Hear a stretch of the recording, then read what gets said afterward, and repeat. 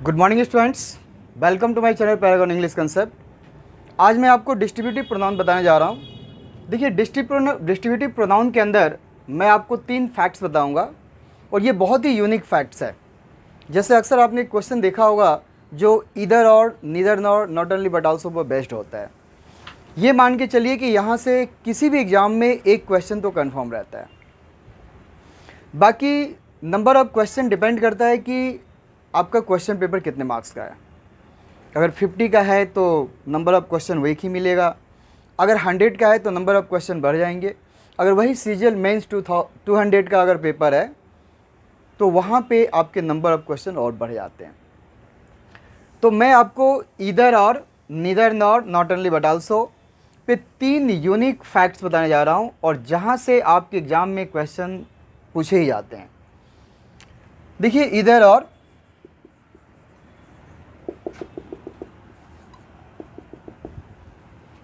Neither nor और not only but also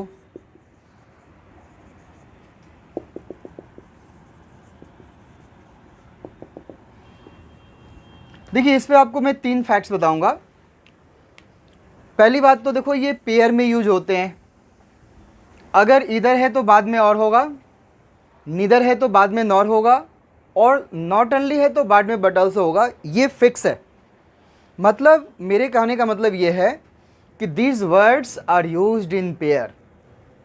पहली fact तो ये है कि these words are used in pair. These words are used in pair. ये वर्ड आपके पेयर में पूछे जाते हैं। देखिए, यहाँ पर 3 फैक्ट है। पहली फैक्ट मैं आपको डिस्कस कर रहा हूँ कि इधर के साथ और होगा, निदर के साथ नॉर होगा और नॉट ओनली के साथ बट आल्सो होगा। अब एग्जाम में क्या करता है कि इधर के साथ नॉट दे देता है, निदर के साथ और दे देता है, नॉट ओनली के साथ बट दे देगा या ओनली ऑल्सो दे देगा। तो वो आपका ग्रामेटिकली गलत होगा।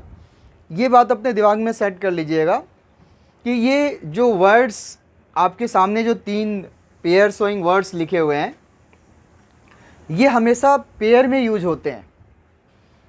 इधर के साथ और होगा, निदर के साथ नॉर होगा, नॉट ओनली के साथ बट आल्सो होगा।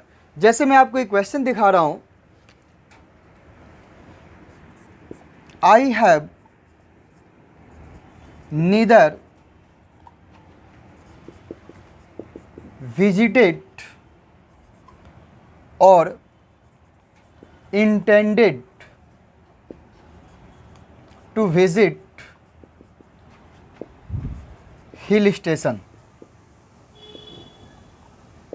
अब देखिए, यहां पे नीदर वर्ड यूज किया है और यहां देखिए और यूज किया है। तो नीदर के साथ और तो नहीं होगा ना, यही आपका फॉल्ट है। क्योंकि अभी हमने आपको यही बताया था कि वर्ड्स हमेशा पेयर में यूज़ किए जाते हैं। जब यहाँ पे नीदर यूज़ किया है तो नीदर के अकॉर्डिंग यहाँ पर क्या होगा, और नहीं होगा। एक्चुअली जब आप करेक्शन करेंगे तो ये नॉर हो जाएगा।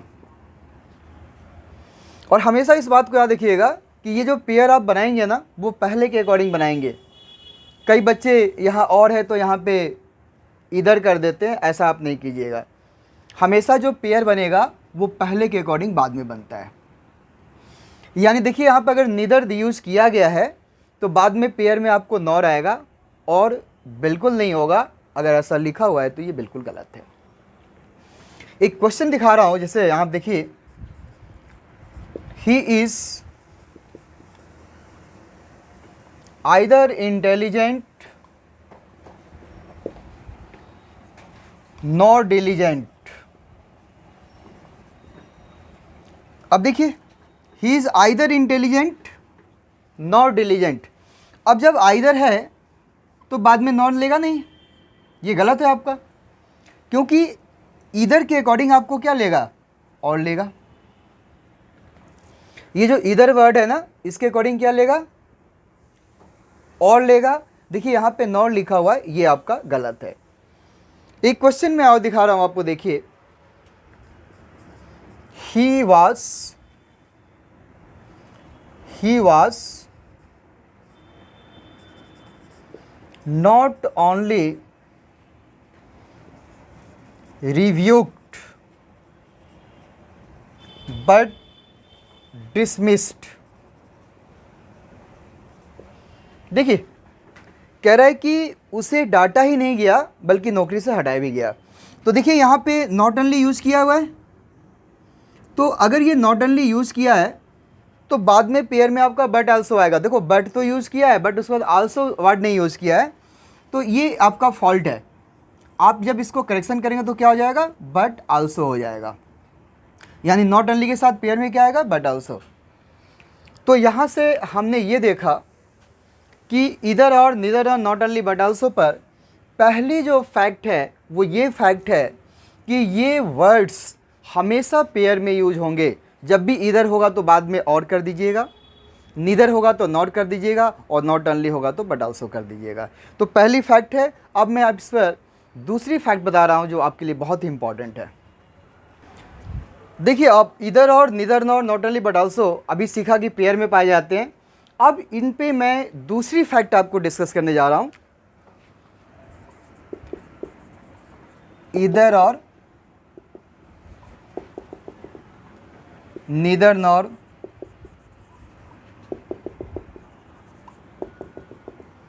Not only but also.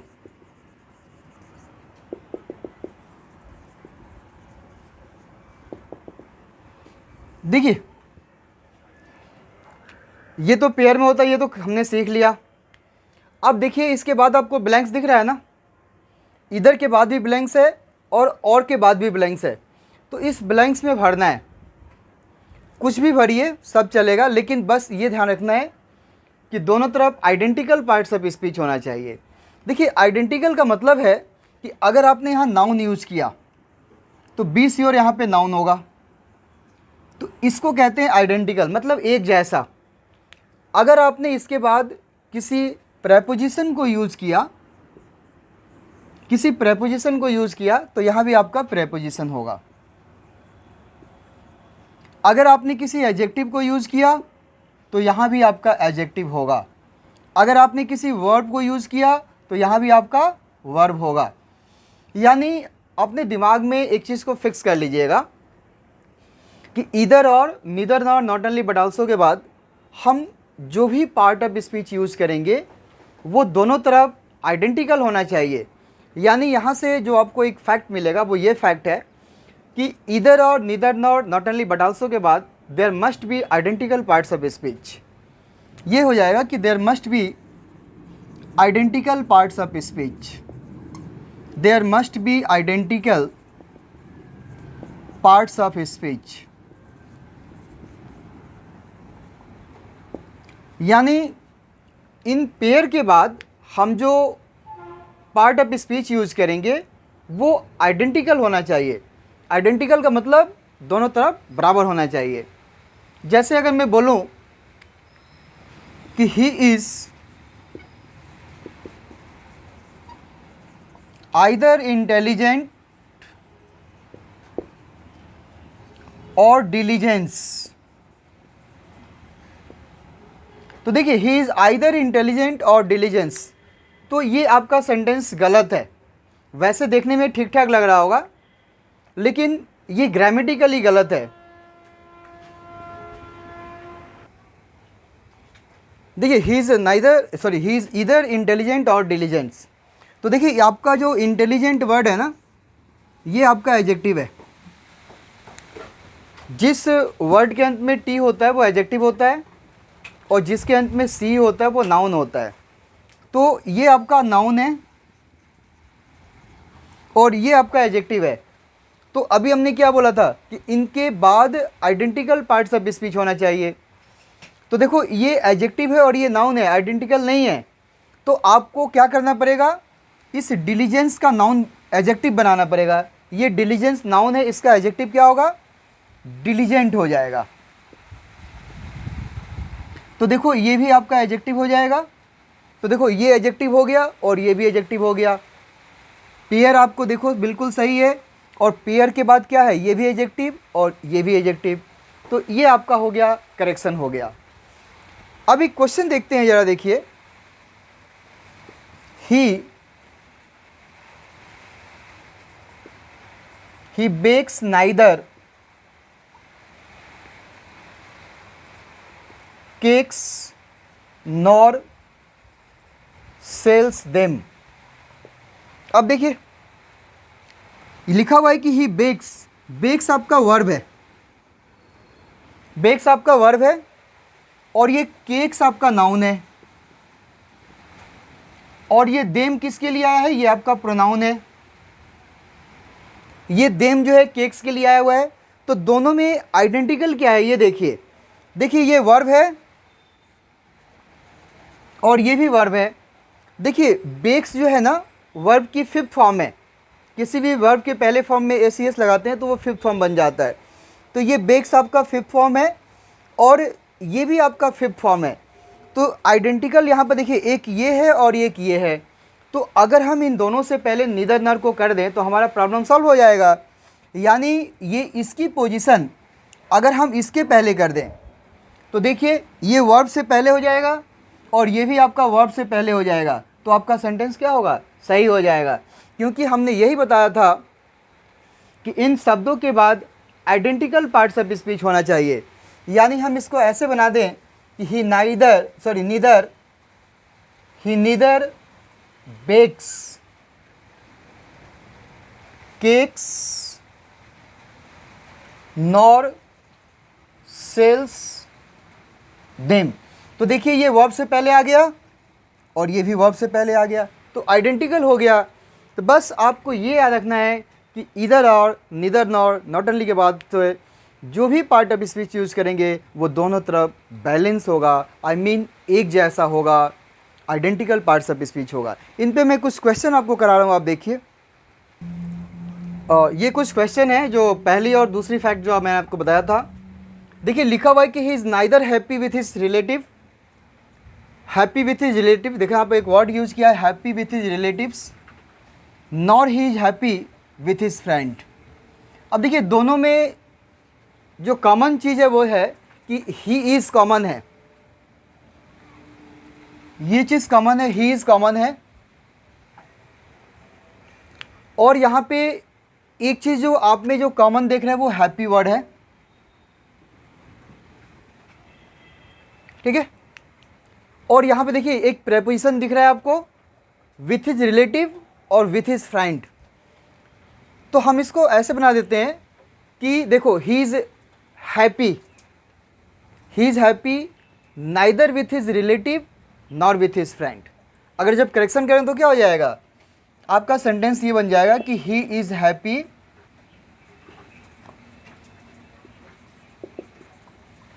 Neither with his relative nor with his friend।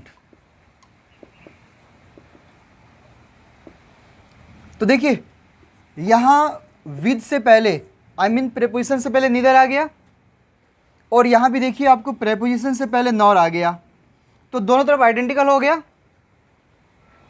और अगर आप चाहते हैं कि मैं थोड़ा सा कुछ अलग तरीके से बनाऊं तो आप ये भी कह सकते हैं कि he is neither happy with his relatives nor happy with his friend. आप ये भी बना सकते हैं, आप चाहें तो इसको ये भी कह सकते हैं कि he is neither happy with his relative nor happy with his friends. तो देखिए ये आपका एडजेक्टिव है, तो एडजेक्टिव से पहले आपने नीदर यूज़ किया और ये भी आपका एडजेक्टिव है, इससे पहले आपने नॉर यूज़ किया, तो या तो दोनों तरफ आइडेंटिकल हो गया। तो आप चाहो तो ऐसे बना लो, दिस इज़ करेक्ट। आपको लगता है कि नहीं थोड़ा सा डिफरेंट होना चाहिए, तो ही इज़ हैप्पी दोनों में कॉमन है, तो he is happy neither with his relative nor with his friend, ये भी आपका सही है। अब देख लीजिए आपको क्या करना है, ठीक है। नेक्स्ट क्वेश्चन है कि he was not only involved in her kidnapping but also in her murder. देखिए यहाँ पे इन सेंटेंस में एक चीज़ देखा जा रहा है कि एक आदमी इन्वॉल्व था अब यहाँ पे इन यूज़ किया है, ये आपका प्रेपोजिशन है, ये आपका प्रेपोजिशन है, और यहाँ पे भी आपको प्रेपोजिशन यूज़ किया गया है। तो अगर हम ऐसा करें कि नॉट ओनली बट आल्सो की जो पोजीशन है, अगर हम प्रेपोजिशन से पहले पुट कर दें, यानी अगर ये नॉट ओनली जो वर्ड है ना, अगर हम इसकी पोजीशन यहाँ कर दें, इन्वॉल्व के बाद कर दें, तो हमारा सेंटेंस ग्रामेटिकली क्या हो जाएगा, करेक्ट हो जाएगा। जैसे हम ये कहेंगे कि he was involve not only in her kidnapping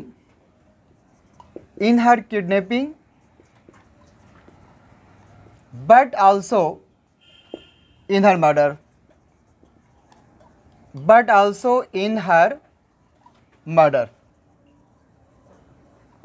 तो देखिए हमने बट आल्सो के बाद प्रेपोजिशन यूज़ किया, नॉट ओनली के बाद प्रेपोजिशन यूज़ किया, और हमने यही बताया था कि आप जब भी इसके बाद कोई भी पार्ट्स ऑफ स्पीच यूज़ करो, दोनों तरफ आइडेंटिकल होगा, क्योंकि जब तक आइडेंटिकल नहीं होगा आपका सेंटेंस करेक्ट नहीं होगा। अब देखिए, my friend either stopped coming here or going to any place. अब देखिए ये दोनों में जो कॉमन चीज़ है, एक तो यहाँ कमिंग है और एक गोइंग है। ये आपका प्रेजेंट पार्टिसिपल है, ये आपका जीरेंड है, स्टॉप का जीरेंड यूज होता है। तो देखिए आपको बैलेंस करना है, तो अगर हम इधर की पोजीशन, इसकी पोजीशन अगर हम कमिंग से पहले कर दें तो हमारा सेंटेंस करेक्ट हो जाएगा। यानी हम इस सेंटेंस को अगर ऐसे लिख दें कि my friend stopped either coming here or going to any place, either coming here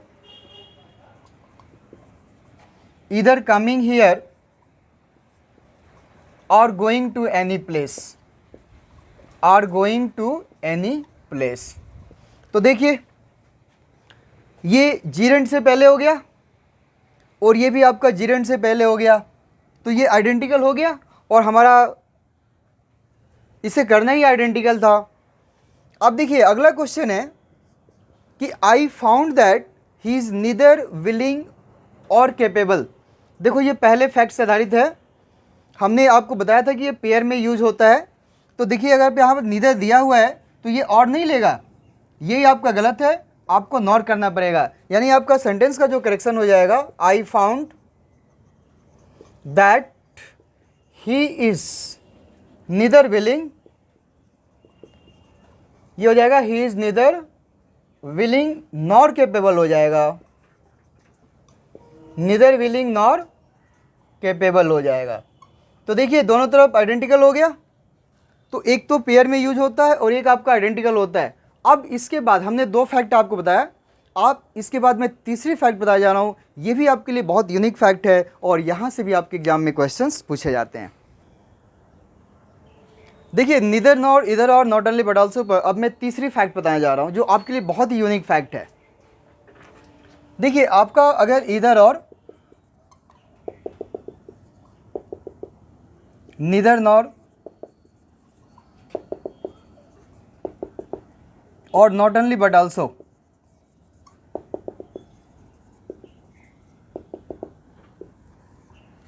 देखिए इस पर हमने दो फैक्ट तो अभी देखा कि एक तो पेयर में होगा, पेयर में है, इसके बाद आइडेंटिकल पार्ट्स ऑफ स्पीच होगा, आइडेंटिकल पार्ट ऑफ स्पीच भी है। और मान लीजिए अगर ये एज ए सब्जेक्ट यूज हुआ है, अगर ये एज सब्जेक्ट्स यूज किया गया है, अगर हम इसको एज ए सब्जेक्ट की तरह यूज किए गए हैं तो आप देखिए इसके बाद वर्ब प्लस प्रोनाउन होगा, इसके बाद वर्ब एंड प्रोनाउन यूज करेंगे ना। तो अब ये क्वेश्चन है कि इधर और neither nor not only but also if they have been used as subjects, यानी अगर इन शब्दों का यूज सब्जेक्ट की तरह किया गया है तो हम वर्ब एंड प्रोनाउन जो यूज करेंगे वो नियरेस्ट सब्जेक्ट के अकॉर्डिंग यूज करेंगे। किसके अकॉर्डिंग करेंगे? नियरेस्ट सब्जेक्ट के अकॉर्डिंग। तो ये मैं आपको रिटन में लिख देता हूँ, आपके लिए बेटर होगा कि if they have been used as subject, लिख देता हूँ मैं आपको कि if these pairs if this pairs मतलब ऊपर जो हमने पेयर्स लिख रखा है, have been used as subject, as subjects, यानी इन पेयर का यूज अगर सब्जेक्ट की तरह यूज किया गया है, verb and pronoun are used according to the nearest subject, are used according to the nearest subject, according to the nearest subject. तो देखिए हम जो वर्ब एंड प्रोनाउन यूज करेंगे वो नियरेस्ट सब्जेक्ट के अकॉर्डिंग, यानी और के बाद जो इसके अकॉर्डिंग होगा, मतलब यहाँ पे जो पार्ट ऑफ स्पीच होगा ना, यहाँ पे जो पार्ट ऑफ स्पीच होगा उसके अकॉर्डिंग होगा, यानी और के बाद, नॉर के बाद और बट आल्सो के बाद, इसके बाद जो पार्ट ऑफ स्पीच होगा, मतलब हमारा जो ये सब्जेक्ट होगा इसके according verb and pronoun use करेंगे। तो आपका वर्ब एंड प्रोनाउन किसके अकॉर्डिंग होगा? According to the nearest subject, according to the nearest subject. तो चलिए एक दो क्वेश्चन देखते हैं, फिर आपको तीनों पे फैक्ट पे मैं कुछ क्वेश्चन बताऊंगा। जैसे अभी क्वेश्चन आया था कि neither the house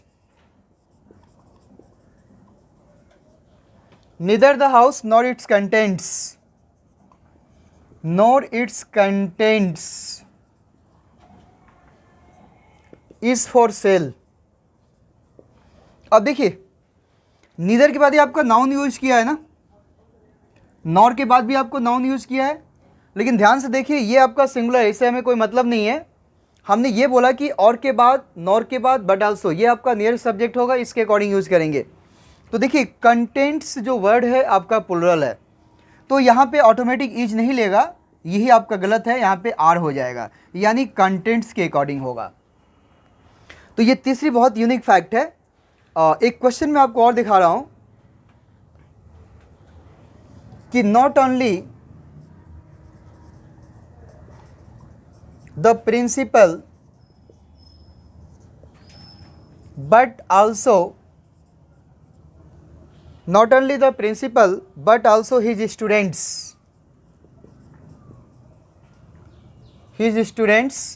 has gone on a strike।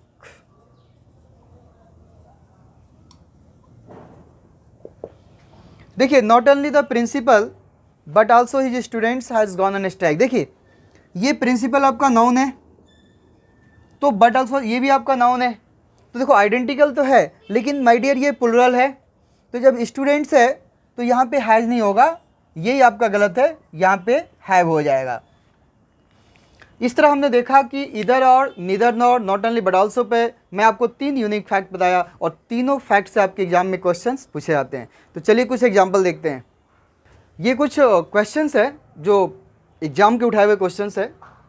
You must either tell the whole story or at least the first part of it. देखिए इन दोनों में कॉमन क्या है, पहले देखिए, एक तो द होल स्टोरी है और एटलीस्ट जो है इसका फर्स्ट पार्ट। तो देखिए एक्चुअली जो यहाँ जो इधर का जो यूज़ किया हुआ है ना, अगर इसकी पोजीशन अगर टेल के बाद कर दें, तो ये दोनों आइडेंटिकल हो जाएगा। यानी अगर हम इस सेंटेंस को ऐसे लिख दें कि you must tell either the whole story or at least the first part of it.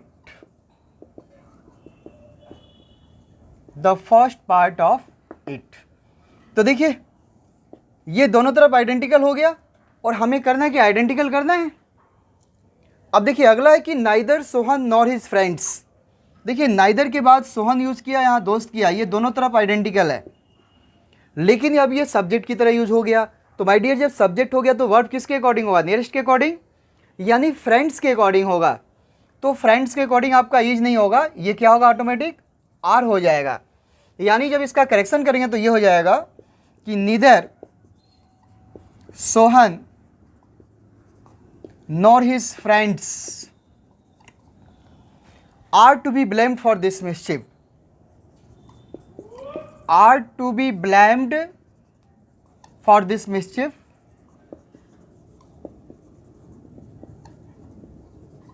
देखिए ये आपका नियरेस्ट के अकॉर्डिंग हो गया, अभी फैक्ट बताया था उसी से है। He is anxious not only to acquired knowledge but also eager to display. देखिए यहाँ पे बट ऑल्सो के बाद ईगर वर्ड यूज किया है, ये आपका एडजेक्टिव है। तो यहाँ पे एक एडजेक्टिव ये है आपका anxious मतलब चिंतित होता है। तो अगर इस नॉट ओनली की पोजीशन अगर हम जस्ट अगर इसके पहले कर दें तो अपना काम हो जाएगा। यानी आपका सेंटेंस ये हो जाएगा कि he is not only anxious to acquire knowledge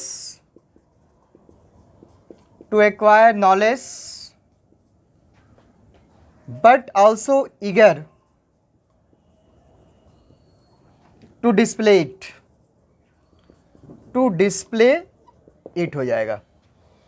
देखिए ये भी आपका एडजेक्टिव है और ये भी आपका एडजेक्टिव हो गया, तो दोनों तरफ बैलेंस हो गया।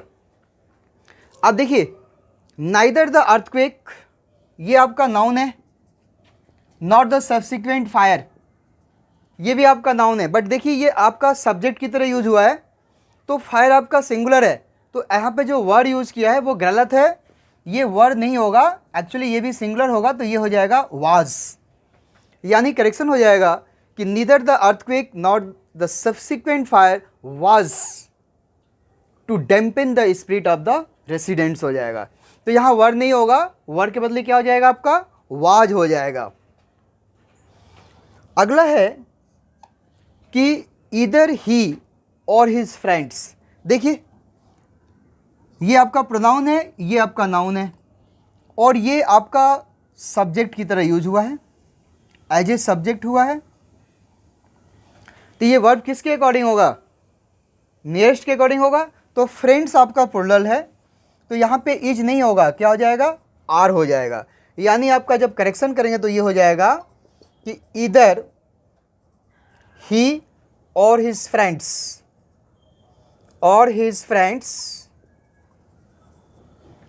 Are to be invited. तो हम जो वर्ब यूज़ करेंगे वो नियरेस्ट के अकॉर्डिंग करेंगे। इस तरह हमने आपको इधर और निदर और नॉट ओनली बट ऑल्सो पर 3 यूनिक फैक्ट बताया।